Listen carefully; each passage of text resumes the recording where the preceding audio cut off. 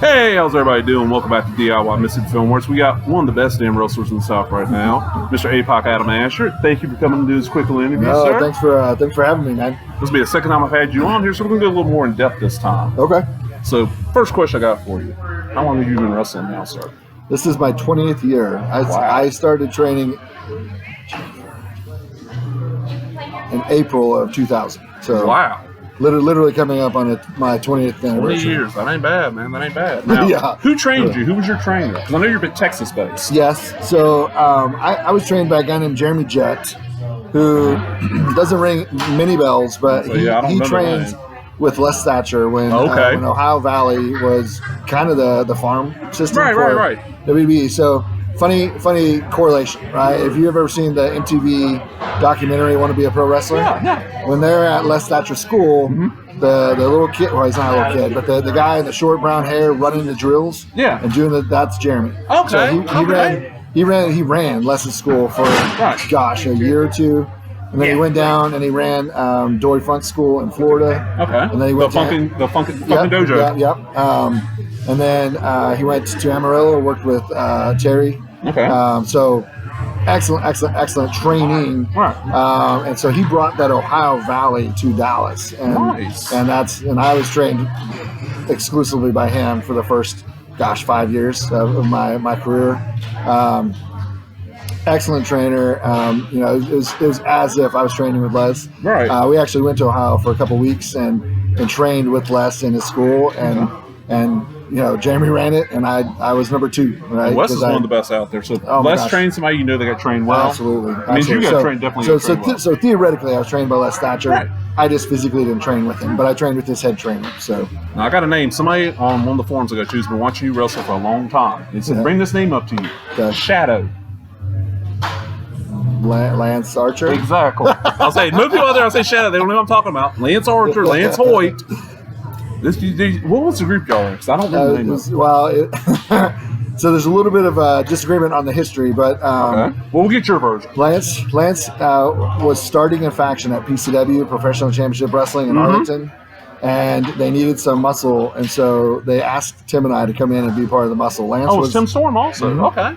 So Lance was the head, and he was the mouthpiece, and then we were the muscle, and there was another guy named Damien.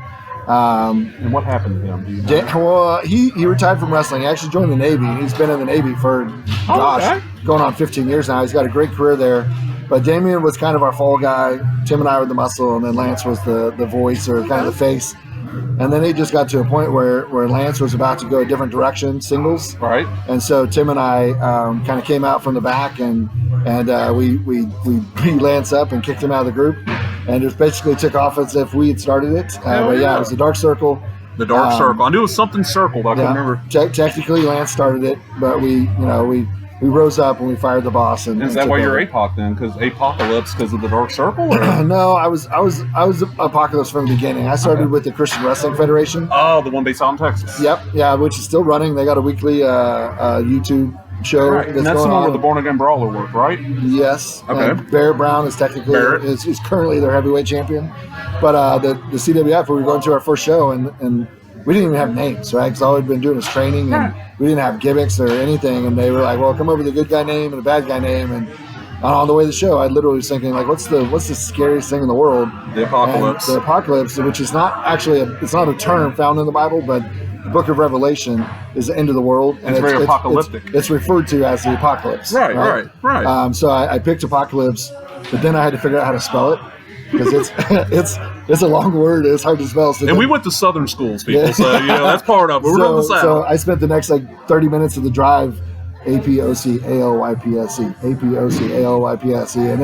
and then over time, especially at PCW, when Tim and I kind of started turning face, it's almost Stone Cold, right? Like we were the lead heels, the lead bad guys in the company, but we were doing such revolutionary stuff and such cool stuff that the fans started kind of getting behind us. We were so bad that we were cool. And then you can't chant Apocalypse. Right. So it's hard to do. That's where Apoc came from. Which fits. Yeah. It fits perfect. It's easy to chant. It looks good on shirts. And these are, people, if you ever see these are the softest, nicest shirts you ever want to get. They are. They're softest shirts in the industry. And then this is a lot better than if you got something from Pro Wrestling Tees, trust me. It's even softer than a Pro Wrestling T-shirt. It's one of the best wrestling shirts It is softer. I'm not knocking Pro Wrestling Tees because they're a great company. They're good, but mine are better. See? But then when NWA, right before NWA got bought out by Billy Corgan, and it was kind of re-expanding under the leadership of Bruce Thorpe, NWA New York opened, and we were asked to go up there and work for them, but they wanted something. They wanted a name to go with the Apocalypse part of it, right? And that's where eventually, after at that point, 15 years of wrestling as Apocalypse, I divulged my real name, which is Adam Asher. Right. And, so now it's Adam Asher, the Apocalypse, and I'm still Apoc. Yep. You still chant Apoc. Apoc. Because Adam doesn't sound as cool, and Asher doesn't sound as cool, so it's Apoc. But and it's good alliteration there too. Yeah. Well, yeah, and ironically, Adam's first man. Asher, it's kind of the ashes of the world, goes with Apocalypse. So Apocalypse is the end, Adam's the beginning, so beginning to end. It all ties together, man. Alpha and Omega, right? Exactly. So, one question, somebody actually asked me to ask you this. Right now, I know you watch wrestling. Mm-hmm. What is your favorite non-WWE? Do you watch anything that's not WWE? Oh, well, okay, so that is easy. NWA Power Hour. Thank you, sir. That is...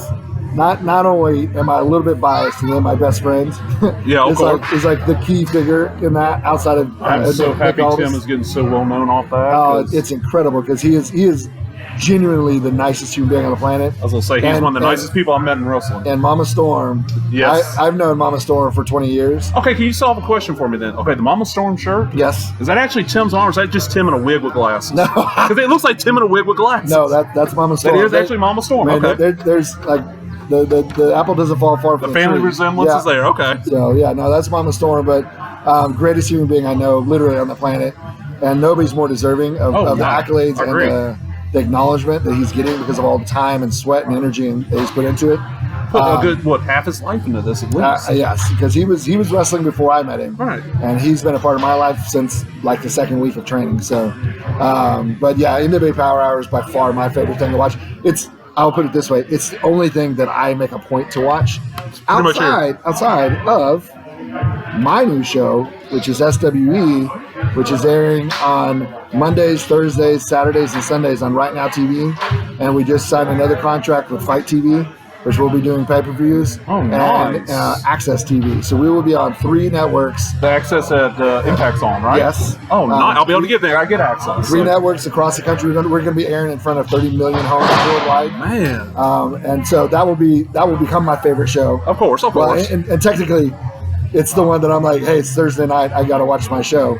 But beyond that, it's definitely NWA Power Hour. Okay. That's one of my favorites. I make sure point to watch it every Tuesday. Yeah. Because, you're going to get a good hour or an hour and a half sometimes of wrestling and not a lot of gaga, and it's family friendly. That's the big thing about it. And I love the throwback, right? To the TV time, like the TV time. Oh, I love the 6:05 match. Yeah, where it cuts off, because I remember watching it as a kid. Same here. And you're like, oh my God, who's gonna win? You got to watch it next week to find out what happened. And then you can't be late, right? Because if you're late, then you miss the finish, and you don't know who won. So because back then, kids, there was no DVRs, there was no VCRs back then. If you weren't home, you didn't see it. I was probably 10 or 11 years old before we got our first VCR. That's about the age I was. I think you and I were probably about the same age. Pretty close, yeah. Pretty close. All right, got one last question for you. Now, I asked you before about this, your favorite memory from Brookhaven. We already answered that one, so I want to know, what's your favorite memory from wrestling? Because we know your favorite memory from your most memorable moment from Brookhaven. It happened about right over there. Yeah, I was going to say it happened right there. I don't know if that's my favorite memory from most Brookhaven, memorable, but definitely the most memorable. But your favorite memory from wrestling, because you've been all over the place. Gosh, I have had so many incredible opportunities. I'll name a few real fast. Okay. Got to wrestle Dr. Death Steve Williams in the main event in Buffalo, New York. In front I'm of jealous you got to meet Dr. That was my favorite growing up. Oh my gosh, what a incredible human being. That's what I've heard. Got to meet his son. Have a little bit of impact on him, but I got to wrestle Dr. Death in the main event in front of 3,000 people in Buffalo, New York. I've got AJ Styles was a part of our organization in the beginning, right, for a lot. So I've wrestled AJ hundreds of times. My number one memory has got to be taking a super kick from Shawn Michaels in Knoxville, Tennessee, in front of 38,000 people. I did not know about this. Yeah, it was another CWF thing. It was, yeah, he worked with them a lot, didn't he?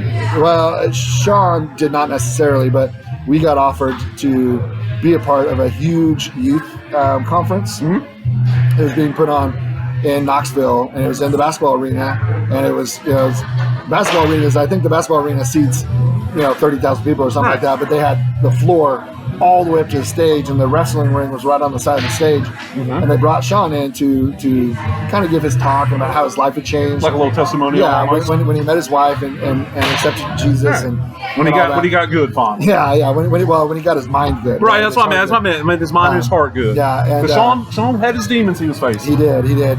But yeah, they hit his music, and he rolled down on a Harley. It was the first time he'd ever ridden a motorcycle ever in his life. And he got to the thing and came in the ring and gave me a body slam and punched him in the face, and gave me a backdrop and punched him in the face. We circled around and gave us a double clothesline. And then Tim stumbled up and took the super kick. I stumbled up, took the super kick straight dead center, middle of the ring. Crowd went crazy. They had pyrotechnics. First time I've ever been in a match with pyrotechnics. Oh, man. Scared all of us. But Shawn is one of my, not childhood idols, because we were almost grown by the time Shawn was wrestling. Yeah. But as a professional wrestler, he's one of my idols, and that I think good idol to have. I think he's literally one of the greatest modern wrestlers in history. It's hard to argue. It's hard to argue against that. He's in the top 5 at the very least. Absolutely, especially modern. Yeah. But yeah, I took a super kick. I got a picture of my refrigerator at home with his foot. My jaw kind of distended. And get a picture of that and put it up on Facebook. We got to see this. I will. I'll figure out how to get it up there. But Tim and I got to work the Road Warriors literally months before Hawk passed away. I've been very, very fortunate in this world. So you've been very blessed in the wrestling world and in your regular life too. Yes, yeah, and like I'm telling you, man, 2020 is going to be a breakout year for a lot of people, but it's going to be a breakout year for Apoc, which is ironic because that's my 20th year in the business. But there's some incredible things happening that's going to give all of us some major global exposure, and it's going to be incredible. Well, it's like right now the wrestling business is booming because you got so many good alternatives to WWE. You got AEW every week. You got NWA Power. You mentioned. You got MLW. You got so many great. Yeah, I got to work with MLW 3 weeks ago in Dallas. Oh, now you're going to be part of the TV airings? Or is it going to end up being like Andy's match where we hear about it that they didn't air? No. So Ryan Genesis, Moonshine Mantell. Yes, sir. He got a tryout based off of a little bit of a good word from a certain person. Wink. And then Chandler Hopkins got an incredible opportunity to wrestle Low-Key. Oh, man. But when they come back in town, I'm already with them. I'm already talking with them. But when they come back in, I think May, I should be on that show. Because see, before NWA Power started, MLW was my favorite wrestling every week. Because I actually get the channel it airs on. I watch it every week. I mean, I'm one of the 4 people on this planet that gets BN Sports. Hey, but so there's so many great things happening right now in the sport of wrestling, and it's funny because I kind of came in the kind of the downswing. I'll say, you started right when that was that lull, like when WCW's getting ready to die, ECW's getting ready to die. Yeah, and so to watch this resurgence of wrestling and modern wrestling, and I'm not a flippy fly guy, but thank you. What they do is incredible. Oh, it is. I don't discredit it, but I also think there's almost a hunger for my style of wrestling. Exactly. And that's and not to toot horns, but I think that's why Tim has gotten such a rabid following, because he's just a throwback to the old school wrestlers. Smash mouth wrestling. They just get in there. You don't challenge their manhood. You don't challenge their ethics or their morality. You definitely don't challenge their family. And you definitely don't talk about Mama Storm. No, never. Because Mama Storm has the best banana pudding I've ever eaten in my whole life. And a secret, I don't like banana pudding, but hers is amazing. So I have to try some Mama Storm. Oh my gosh! If you're ever in Arkansas, I promise it's sitting on the stove. Oh man! Well, thank you, sir. I appreciate you taking time. Thank you. Mr. Apoc just got here. He walked right in and sat down for the interview. That's how dedicated this man is to doing whatever he promises he's going to do. Absolutely. And the town of Brookhaven loves you, sir. Oh, and I love Brookhaven. On the way down here, we were talking like Brookhaven's kind of my second home now. It is. I would say this is probably the second biggest town for you, isn't it? For like fan wise, your favorite. Yeah. Yeah, I mean outside of Texas, but outside of Texas. Yes. But yeah, Brookhaven. I'm starting to get Monroe. You know, they're starting to come along, but but Brookhaven, the fans here have been supportive from the very first time I ever walked through that little hallway. Yep. You know, shedding a couple of gallons of blood, I think might have helped. That definitely got some attention. But yeah, no, I love Brookhaven. I love Mississippi, and I love BIW. BIW is a great company that I plan to work for a long time. So BIW is amazing. They let us do this kind of stuff. They let us come out, hang out, and get to watch the show and do everything. And they bring us great talent like Mr. Apoc Adam Asher. Awesome. Here. So, sir, I greatly appreciate that, and hopefully you do good on your match. And I can't wait to see it. I can't wait either. It's gonna be a barn burner. It's gonna be brutal, man. Because you're in the tag team event. Yeah, it's me and Danny Chance. Oh man. Against Steve Anthony, that little turd bag, and our favorite Burger King. The Burger King. Rob Love. And, do you have your crown with you? I do. Okay, he's got his crown. I kept it. So, you know, there's some major unfinished business between the four of us, and I don't know if it'll all be finished tonight, but it would be a good place to start. Well, I know this. He says he got unfinished business. He's going to take care of it, people. Talk to everybody later. Bye-bye. Peace.